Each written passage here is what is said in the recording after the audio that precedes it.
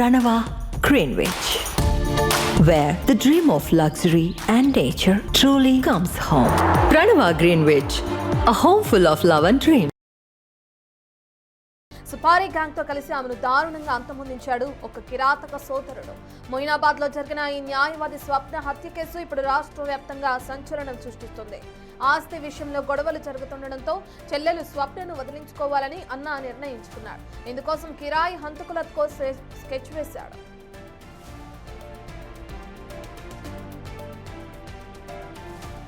ఉదయం స్వప్న పొలానికి వెళ్లిన సమయంలో దుండగులు కారులో వచ్చారు. అనంతరం ముసుగులు ధరించి స్వప్న మెడపై కత్తితో దాడి చేశారు. స్వప్న చనిపోయాక అక్కడి నుంచి పరారయ్యారు. తోటి న్యాయవాది హత్యతో చేవెళ్ల కోర్టు లాయర్లు ఒక్కసారిగా బక్కుమన్నారు. విధులను బహిష్కరించి భారీ నిరసనకు దిగారు. అలాగే మొయినాబాద్ పోలీస్ స్టేషన్ ఎదుట న్యాయవాదులు భారీ ధర్నా చేపట్టారు. నిందితులను కఠినంగా శిక్షించాలంటూ డిమాండ్ చేస్తున్నారు.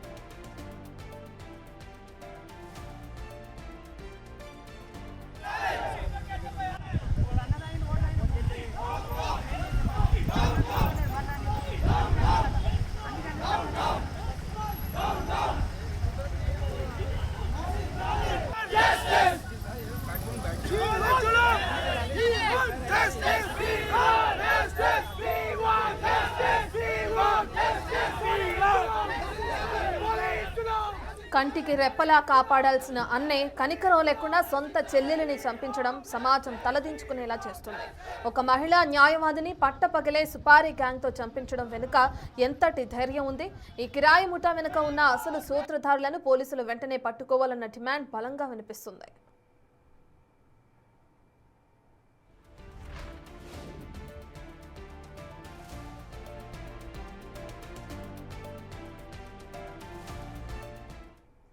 మహిళా న్యాయవాది స్వప్న హత్య కేసుకు సంబంధించిన పూర్తి డీటెయిల్స్ అందించడానికి మా ప్రతినిధి అనిల్ లైవ్ లో జాయిన్ అవుతున్నారు.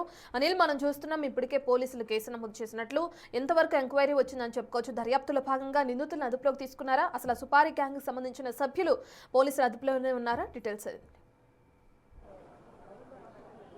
రత్న, ప్రస్తుతానికైతే స్వప్నకు సంబంధించి పోస్ట్ మార్టం నిమిత్తం ఉస్మానియా హాస్పిటల్కి అయితే మార్చరీకి అయితే తరలించడం జరిగింది. అయితే ముఖ్యంగా వివరాలకు కనుక వెళ్తే స్వప్న అత్యంత దారుణంగా హత్యకు గురి కావడానికి భూ వివాదమే ల్యాండ్ ఇష్యూనే ఉన్నట్టుగా కూడా ప్రజెంట్ మనకైతే ప్రాథమికంగా నిర్ధారణ అయింది. అయితే ఈ భూమి విషయంలోనే తన అన్న హత్యకి పాల్పడ్డట్టుగా కూడా వాళ్ళ బంధుమిత్రులు కావచ్చు, తల్లి కూడా ఆరోపిస్తున్న పరిస్థితి. అయితే మొదటిగా ఇప్పటికే ఈ కేసుకు సంబంధించి ఉదయం సమయంలో ఈ హత్యకి పాల్పడడం జరిగింది. ముగ్గురు సుపారీ గ్యాంగ్ వచ్చి ఆమె పైన దాడికి పాల్పడి హత్యకి పాల్పడ్డట్టుగా, అత్యంత దారుణంగా కర్రలతోటి హత్యకి పాల్పడ్డారు. అదేవిధంగా కత్తులతోటి కూడా హత్యకి పాల్పడ్డట్టుగా కూడా ప్రజెంట్ మనకు అందుతున్న సమాచారం. ఇందులో భాగంగానే న్యాయవాది అయినటువంటి స్వప్న హత్యకు గురి కావడం అనేది కలిసివేసింది. అందులో భాగంగానే న్యాయవాదులంతా కూడా పోలీస్ స్టేషన్కి రావడం జరిగింది. పోలీస్ స్టేషన్కి వచ్చి మొయినాబాద్ పోలీస్ స్టేషన్లో ఈ కంప్లైంట్కి సంబంధించిన వివరాలు కావచ్చు, అదేవిధంగా దానికి సంబంధించి పూర్తి డీటెయిల్స్ అన్ని కూడా తెలుసుకున్న పరిస్థితిలో ఉన్నారని చెప్పాలి. ఇందులో భాగంగానే డీసీపీతో కూడా మాట్లాడారు. అయితే డీసీపీతో ఎప్పుడైతే మాట్లాడడానికి ముందు పోలీసుల దగ్గరికి వచ్చి కంప్లైంట్ చేసిన క్రమంలో పోలీసులు వీళ్ళపైన దురుసుగా ప్రవర్తించారని చెప్పేసి అందులో భాగంగానే కంప్లైంట్ ఖచ్చితంగా తీసుకోవాలి. గతంలో కూడా ఈమె పైన స్వప్నకు సంబంధించి తన అన్న పైన కూడా కంప్లైంట్ చేసిందని చెప్పేసి ఆ రెండు కంప్లైంట్లకు సంబంధించి కూడా ఇప్పటివరకు కూడా ఎలాంటి ఆధారాలు కావచ్చు, ఎలాంటి వివరాలు కూడా తెలపలేదని చెప్పేసి మరి ఇంతటి దారుణానికి ఒడిగట్టినటువంటి రాజుని న్యాయవాదులకు సంబంధించి విధంగా వాళ్ళ తల్లిదండ్రులు తెలుపుతున్న పరిస్థితి మనకు కనిపిస్తుంది. ప్రజెంట్ ఇక్కడ స్వప్నకు సంబంధించి ఫ్యామిలీ మెంబర్స్ కూడా ఉన్నారు, వారితో కూడా మాట్లాడదాం. అమ్మ, అసలు ఎప్పుడు జరిగింది, ఏం జరిగింది, మీరు చూసినంత వరకు ఏం చెప్తారు? మార్నింగ్ జరిగిందంట, సర్వేకనే ఏమో పోయి చేపించిరంట. మార్నింగే కారుతో గుద్ది దాంట్లోకి వెళ్ళి ముగ్గురు దిగి చంపేసిరని తెలుసు, అంతే. నాకు అంతకన్నా ఎందుకు ఎవరు చేపించాలనుకున్నారు అంటే మీరు చెప్పినంత వరకు అన్న పైన కూడా ఆరోపణలు వస్తున్నాయి, ఏం చెప్తారు? అసలు స్వప్న గారు ఆయనకి ఏమవుతారు అంటే సొంత చెల్లెలే? సొంత చెల్లె, వాళ్ళ అమ్మ, వాళ్ళ అత్తమ్మ, వాళ్ళందరూ సొంత చెల్లెలే. అసలు ఏం జరిగిందమ్మా ఆ టైంలో? ఏం జరిగింది? భూమి గురించే అండి, పంచాయతీలు 3 ఏళ్ల నుంచి అవుతున్నాయి, భూమి గురించే ఉన్నాయి కానీ ఇంకా వేరే పంచాయతీ అయితే తెలియదు నాకు. 3 సంవత్సరాల నుంచి కూడా ఈ విధంగానే ఉందా? అంటే ఎలా వాళ్ళన్న ఏ విధంగా వ్యవహరించేవాడు, ఏం చెప్తారు? ఇప్పుడు కూడా ముగ్గురు వచ్చారు కానీ వాళ్ళ అన్న లేనట్టుగా కూడా తెలుసు. వాళ్ళన్న లేడు, ఇప్పుడు లేడు, వాళ్ళ అక్క ఉంది, వాళ్ళన్న లేడు. ఇక ఎవరు అంటే అన్న చేపించారని చెప్పేసి అదే అంటున్నారు సార్, నాకు ఇంకా క్లారిటీగా తెలియదు. వాళ్ళ అన్న అని అంటున్నారు కానీ తెలియదు నాకు క్లారిటీగా. ఓకే, అయితే వాళ్ళ అన్ననే చేపించారని చెప్పేసి ఆరోపణలు అయితే చేస్తున్నారు. అందులో భాగంగానే లాయర్లు కూడా న్యాయవాదులంతా కూడా ఇక్కడికి చేరుకోవడం జరిగింది. వాళ్ళతోటి కూడా మాట్లాడదాం, అసలు ఏం జరిగింది, వీళ్ళకి సంబంధించి ఏం మాట్లాడడానికి వచ్చారో తెలుసుకునే ప్రయత్నం చేద్దాం. సార్ చెప్పండి, అసలు ఏం జరిగింది? మీరు మొయినాబాద్ స్టేషన్కి వచ్చి రావడం జరిగింది, ఏం చెప్తారు, విషయాలు ఏం చెప్తారు? ఈ అమ్మాయి స్వప్న అమ్మాయి వారం రోజుల కింద కంప్లైంట్ ఇచ్చింది. నాకు మా అన్నతో థ్రెట్ ఉందని. అయినా నేను ఇంకో అమ్మాయి నలుగురం పోలీసుకి వచ్చినాం. ఏం రెస్పాన్స్ తీసుకోలేదు. సిఐ గారు దురుసుగా ప్రవర్తించిన ఆ రోజు కూడా. ఆ విషయంలో ఇన్వెస్టిగేషన్ సరిగ్గా చేయకపోవడం వల్ల ఈరోజు మర్డర్ జరిగింది. ముందుగానే కంప్లైంట్ ఇచ్చారు. అవి వాటి మీద ఎలాంటి యాక్షన్ తీసుకోలేదు. మరి పోలీసులు ఆ టైంలో మరి ఆ కంప్లైంట్ తీసుకోకపోవడం వల్లనే హత్య జరిగింది, ఇంతటి దారుణం జరిగింది అని చెప్పేసి అంటున్నారు. అప్పుడు ఒకవేళ ఆ ఇన్వెస్టిగేషన్ సంబంధించి కంప్లైంట్ ఎందుకు తీసుకోలేదంటే ఏం సమాధానం చెప్తున్నారు? తీసుకున్నారు. ఎఫ్ఐఆర్ కూడా చేసినామంటారు, కానీ మాకు ఇంతవరకు ఏం కాపీ లేదు. చేసినామంటారు వాళ్ళు. మరి ఇప్పుడు ఈ రోజు జరిగిన దానికి సంబంధించి పోలీసులు ఏం చెప్తున్నారు? మరి రాజు చేశాడని చెప్పేసి ఆరోపణలు ఏవైతే సీఐ మీద యాక్షన్ తీసుకోలేదు. మీరు కంప్లైంట్ ఇస్తారు కాబట్టి సీఐ మీద మేము ఛార్జ్ మెమో ఇస్తామంటారు. ఛార్జ్ మెమో ఏం చేసుకోనికి ఛార్జ్ మెమో ఇమీడియట్ సస్పెండ్ అడుగుతున్నాం మేము. సీఐ గారిని సస్పెండ్ చేయమంటున్నాం. ఇన్వెస్టిగేషన్ జరగలే. వాళ్ళు చేస్తే కదా ఇన్వెస్టిగేషన్. కంప్లైంట్ ఇస్తే కంప్లైంట్ మీద ఏమైనా ఇన్వెస్టిగేషన్ చేస్తే కదా. నిందితుల మీద యాక్షన్ తీసుకుంటే ఈ రోజు మీరు అసలు ఏం మాట్లాడారు, లోపల ఏం జరిగింది? ఇప్పుడు ఆ రోజు కంప్లైంట్ ఇచ్చినప్పుడు సరైనటువంటి యాక్షన్ తీసుకుని ఉంటే నిందితుల పైన ఈరోజు ఈ సంఘటన జరిగేది కాదు. కనీసం వాళ్ళను పోలీస్ స్టేషన్ పిలిపించి విచారించి ఉంటే వాళ్ళకు కొంచెం నీ పైన కంప్లైంట్ ఉంది, ఎఫ్ఐఆర్ ఉంది, నువ్వు ఈ అడ్వకేట్ కంప్లైంట్ ఇచ్చారు కాబట్టి నువ్వు జైలు పోతావని కనీసం కామన్ థింగ్స్ చెప్పినా కూడా వాళ్ళు కొంచెం భయంతో ఇది చేసేవాళ్ళు కాదు. ఈ పోలీసు వాళ్ళ వాళ్ళని విచారణ చేయలేదు. ఎవరైతే నిందితుల పైన ఆరోపించబడిందో ఆమె ఇచ్చిన కంప్లైంట్ నాకు ప్రాణహాని ఇచ్చింది. వీళ్ళు ఏ విధంగా కంప్లైంట్ రిసీవ్ చేసుకున్నారు? వీళ్ళు కంప్లైంట్ తీసుకున్నారు, ఎఫ్ఐఆర్ చేసామంటున్నారు. ఎఫ్ఐఆర్ కాపీ అయితే మాకు ఎవరి మీద ఎఫ్ఐఆర్ చేశారని చెప్పేసి మాట్లాడడం జరిగింది. తెలుసా అన్న రాజు మరియు ఎఫ్ఐఆర్ కాపీ అయితే మాకు అందియలేదు. ఒకవేళ కనుక వాళ్ళను విచారించి ఉంటే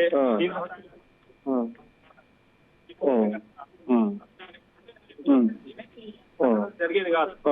కాబట్టి ఇప్పుడు ఏం చెప్తున్నారంటే మేము మా యొక్క డిమాండ్ ఒకటే ఇప్పుడు అడ్వకేట్ ప్రొటెక్షన్ యాక్ట్ ఇంప్లిమెంట్ చేయాలి. అదేవిధంగా ఇప్పుడు ఎవరైతే పక్కన చేయాలి, చేసే వరకు న్యాయవాదులు ఎవరు కూడా ఊరుకునే పరిస్థితి లేదు. ఇప్పుడు పోలీసులు ఏం చెప్తున్నారు? మొత్తానికి అయితే ఈ రాజు విషయానికి వచ్చినా లేదా ఈ సుఫారీ గ్యాంగ్ ఎవరైతే దాడికి పాల్పడ్డారో, హత్యకు పాల్పడ్డారో వాళ్ళ విషయంలో ఏ విధంగా చర్యలు తీసుకుంటామన్నారు? మీకు ఏం హామీ ఇచ్చారు? అయితే మాకు హామీ ఇచ్చిన ప్రకారం ఏంటంటే ఖచ్చితంగా వారిపైన యాక్షన్ తీసుకుంటాము. మినిమం 24 అవర్స్లో వాళ్ళను నిందితులను అరెస్ట్ చేస్తాము. మ్యాక్సిమం మా శాయశక్తుల కృషి చేసి 48 గంటల లోపల వాళ్ళను అరెస్ట్ చేసి ఎవరైతే ఆ నేరం చేసిన వాళ్ళే కాకుండా వారికి సహకరించిన వాళ్ళు ఎవరైతే ఉన్నారో వాళ్ళందరినీ కూడా ఈ యొక్క ఇన్వెస్టిగేషన్లో భాగంగా చేసి అందరినీ కూడా తీసుకొచ్చి అరెస్ట్ చేస్తామని చెప్తున్నారు. ఇక్కడ మరొక పర్సన్ ఉన్నారు, స్వప్నకు సంబంధించి కొలీగ్ ఉన్నారు. ఈమె ప్రత్యక్ష సాక్షిగా కూడా రెండు ఇన్సిడెంట్ అంటే గతంలో 2 కంప్లైంట్లు ఏవైతే ఇచ్చారో వాళ్ళ అన్న పైన ఏదైతే కంప్లైంట్ ఇచ్చారో ఆ విషయంలో ఈమె కూడా ప్రత్యక్ష సాక్షిగా ఉన్నట్టుగా కూడా మనకు తెలుస్తుంది. ఆమెతోటి కూడా మాట్లాడదాం. మేడం, అసలు ఏం జరిగింది? పిన్ టు పిన్ అంటే గతంలో ఆల్రెడీ 2 కంప్లైంట్ ఇచ్చారు, మా అన్న వల్ల నాకు ప్రాణహాని ఉందని చెప్పేసి. ఆ కంప్లైంట్కి సంబంధించి కావచ్చు, ఈ రోజు జరిగిన దానికి సంబంధించి కావచ్చు, ఏం జరిగింది పూర్తిగా చెప్పండి. ఆ కంప్లైంట్ ఇచ్చిన దాని గురించి ఇప్పటివరకు మాకు ఎట్లాంటి ఇన్ఫర్మేషన్ లేదు. తన మీద థ్రెట్ ఉందని చెప్పి అంటే యాక్సిడెంట్ ఫస్ట్ టైం కార్తో గుద్దేయడం, సెకండ్ టైం ఏమంటారు డోజర్తో గుద్దడం, ఇట్లాంటివి జరిగినాయి. మేము పిఎస్లో మొయినాబాద్ పిఎస్లో చెప్పినాం, చెవెల పిఎస్లో కూడా చెప్పినాం. ఇప్పటి వరకు ఎట్లాంటి ఇన్ఫర్మేషన్ మాకు లేదు. ఏమనంటే చెక్ చేస్తున్నాం, చెప్తున్నాం అని చెప్పేసి అంటారు, కానీ ఒక్క సింగిల్ ఇన్ఫర్మేషన్ కూడా ఇప్పటివరకు మాకు ఇవ్వలేదు. మేము చాలాసార్లు మొయినాబాద్ పిఎస్కి వెళ్ళాం, చెవెల పిఎస్కి వెళ్ళాం, 10 times 12 times తిరిగినాం. మేడం సార్ ఏమైంది సార్, ఏమైనా ఇన్ఫర్మేషన్ దొరికిందంటే వీళ్ళు పిఎస్ వాళ్ళు నెగ్లిజెన్స్ చేయడం వల్లనే ఇది కూడా ఒక కారణం అని చెప్పేసి నేను అనుకుంటున్నాను. ఆమె ప్రాణహాని ఉందని చెప్పడానికి గల రీజన్ ల్యాండ్ ఇష్యూ అని చెప్పేసి కూడా చెప్తున్నారు. అసలు ఈ ల్యాండ్ ఇష్యూ ఎందుకు మధ్యలోకి వచ్చింది? ఆ తర్వాత ఆమె మీద ఎందుకు తను దాడి దాడి చేయాలనుకుంటున్నారు, దానికి సంబంధించి ఏం చెప్తారు? యాక్చువల్లీ వాళ్ళన్న ఏమంటారు వాళ్ళ మదర్ ఫాదర్ పేరు మీద ఉన్న ల్యాండ్ దొంగతనంగా తన మీదకి చేయించుకున్నాడు అనమాట.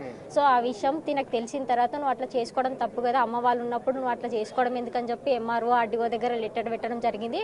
ఎంఆర్ఓ ఆర్డీఓనే మళ్ళీ తన పేరు మీద చేసిరు, ఎవరు వాళ్ళ మదర్ పేరు మీద చేసినారు. మదర్ పేరు మీద చేస్తే అక్కడ ఉన్న ఊర్లో ఎవరైతే ఉన్నారో పెద్ద మనుషులు ఊరు వాళ్ళు కొంతమంది కలిసి మీ మదర్ పేరు మీద ఉంటే మళ్ళీ ఇలాగే చేస్తాడు, నీ పేరు మీద ఉండనని చెప్పేసి తిన పేరు మీద చేసిండు. తిన పేరు మీద చేసుకోక ముందు నుంచి కూడా ఇద్దరు అమ్మల్ని తిని మాత్రమే చూసుకుంటుంది.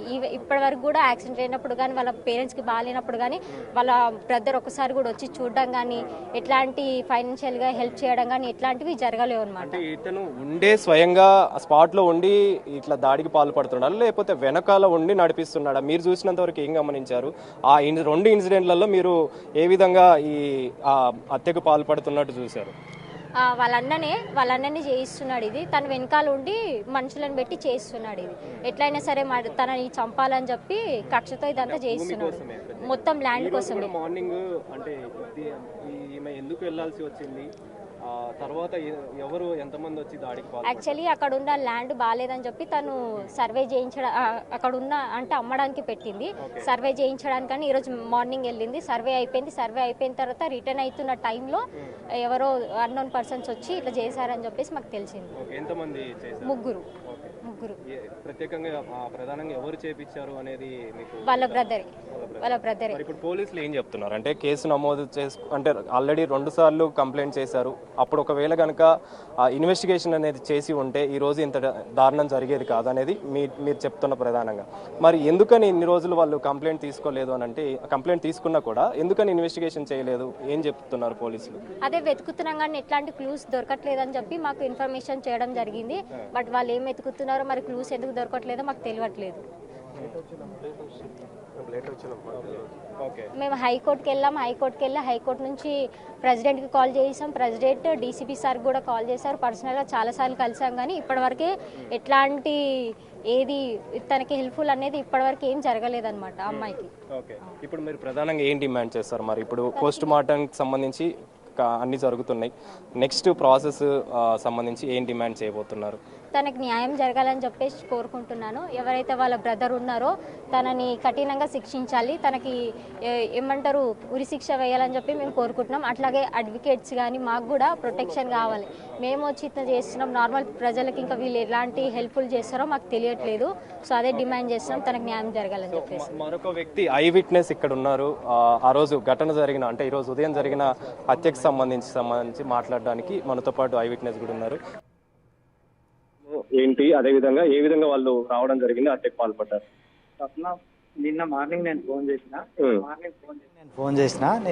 ఫోన్ చేస్తే ఆమెకు సంబంధించిన 4 ఎకరాల ల్యాండ్ వాళ్ళ అన్నకు ప్రాబ్లం డిస్ప్యూట్ ఉంది. ఆ 4 ఎకరాల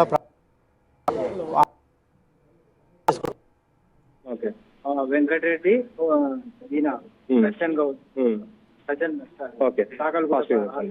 ఏం జరిగిందో కలిసి అగ్రిమెంట్ కోసం land Congress party private store తీసుకొని పోయి ప్రైవేట్ అంటే